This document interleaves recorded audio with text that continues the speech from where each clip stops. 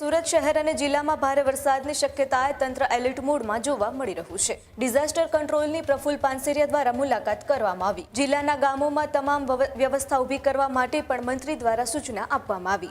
કોઈ પણ two wheel ગાડી, ફોર વ્હીલ ગાડી નાળા અથવા તો ગ્રામ્ય લેવલે પાણીની અંદર મહેરબાની કરીને અમે હાથ જોડીએ છીએ કે નહીં નાખતા, કારણ કે અગાઉના બનાવથી મેં પોતે જાતે કાર બહાર કાઢવા માટે સ્થળ પર હતો। જ્યાં જ્યાં પાણી આવ્યું હતું એ જગ્યાએથી શિફ્ટિંગ કરીને પહેલા માળ અથવા તો આપણી સેફ જગ્યાએ રહેવું છે। કોઈ ડરવાની જરૂર નથી, ગભરાટ નહીં। આ કુદરતી આફત છે, તો એની સામે લડવા માટે આપણે તંત્ર પણ સજ્જ છે ને આપણે સૌ સાથે મળીને એક 24 કલાકનું દૂધ, શાકભાજી અને પાણી આપણા રીતના વ્યવસ્થા કરી જ લેવી જોઈએ, જેથી કરીને કશું જ ન થાય તો પણ આપણી આ વ્યવસ્થા હોય, જેથી કરીને 24 કલાક સુધી કંઈ વધુ વરસાદ હોય તો આપણે એમને રાખી શકીએ।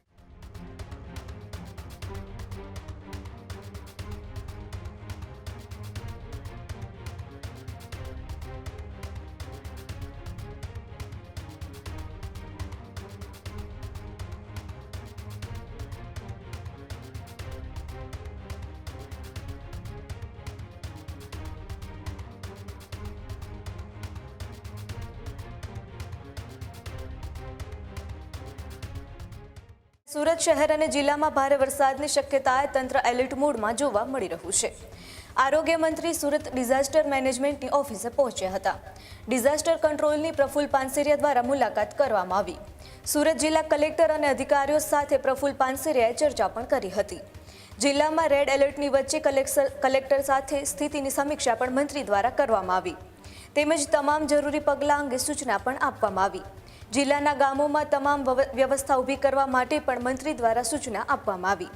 હોમ સેન્ટરો પર લોકોને સગવડ મળે તે માટેના નિર્દેશ પણ આપવામાં આવ્યા। સુરત શહેર અને જિલ્લામાં ભારે વરસાદની શક્યતાએ તંત્ર હાલ એલર્ટ મોડમાં જોવા મળી રહ્યું છે, જેને લઈને આરોગ્ય મંત્રી સુરત ડિઝાસ્ટર મેનેજમેન્ટની ઓફિસે પહોંચ્યા હતા, જેમાં જિલ્લાના ગામોમાં તમામ વ્યવસ્થા ઊભી કરવા માટે પણ પ્રફુલ્લ પાનસેરિયા દ્વારા સૂચના આપવામાં આવી, તેમજ મંત્રી દ્વારા હોમ સેન્ટરો પણ લોકોને સગવડ મળી રહે તે માટે નિર્દેશ આપવામાં આવ્યા। બધાને વિનંતી કરું છું, ગયા વખતે જે વરસાદ, કારણ કે વરસાદ જ એટલો બધો હોય કે જેથી કરીને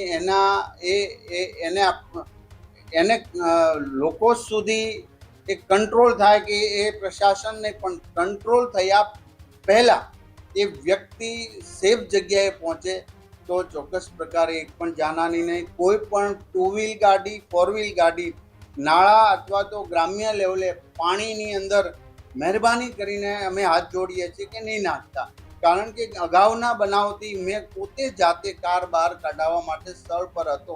તો આપણું જીવન શ્રેષ્ઠ છે, ઉતાવળ કરીને ઘરે પહોંચવું, હવે જ્યાં છું ત્યાં સેફ જગ્યાએ રહેવું એ બહુ જરૂરી છે। જ્યાં જ્યાં પાણી આવે છે, જ્યાં જ્યાં પાણી આવ્યું હતું એ જગ્યાએથી શિફ્ટિંગ કરીને પહેલા માળ અથવા તો આપણી સેફ જગ્યાએ રહેવું છે। કોઈ ડરવાની જરૂર નથી, ગભરાટ નહીં। આ કુદરતી આફત છે, તો એની સામે લડવા માટે આપણે તંત્ર પણ સજ્જ છે ને આપણે સૌ સાથે મળીને એક 24 કલાકનું દૂધ, શાકભાજી અને પાણી આપણા રીતના વ્યવસ્થા કરી જ લેવી જોઈએ, જેથી કરીને કશું જ ન થાય તો પણ આપણી આ વ્યવસ્થા હોય, જેથી કરીને 24 કલાક સુધી કંઈ વધુ વરસાદ હોય તો આપણે એમને રાખી શકીએ। Team collector, team commissioner, team police, team DDO અને અમારા બધા જ એમએલએ મિત્રો, બધા જ પોતપોતાની ઓફિસ અને કોર્પોરેટરશ્રીઓ, તાલુકા પંચાયત, જિલ્લા પંચાયતના સદસ્યશ્રીઓ પોતાના વિસ્તારની અંદર છે અને બધા જ સ્ટેન્ડ બાય છે। કામરેજ વિધાનસભાના વધુ પાણી આવવાના બનાવો, કારણ કે ત્યાં વરસાદ વધુ, એ પાણી સુરતની એન્ટ્રી છે, તો ત્યાં પણ આપણે એક ટીમ ફાયર બ્રિગેડની અને એક બોટ ત્યાં પણ આપણે વ્યવસ્થા રાખવામાં આવી છે। તો આજે ફરી વખત સેફટી એ જરૂરી છે, બધા જ માટે પાણીમાં ક્યાંય ન જવું, કે 24 કલાક માટે તમે સંયમ રાખવીને એક પણ ક્રોસ ન કરવો, ક્યાંય કાર ન ચલાવી, એટલી હું વિનંતી કરું છું। અમારી ટીમ આખી નાઈટ આજે પણ જાગવાની ને એની સાથે હું પણ છું। આપ પણ છો, ત્યારે સાચી માહિતી સમયે સમયે અમે આપ્યા કરશો, જેથી કરીને તમે કોઈ અફવાઓની અંદર લોકો ના આવે, એની અમારે વિનંતી.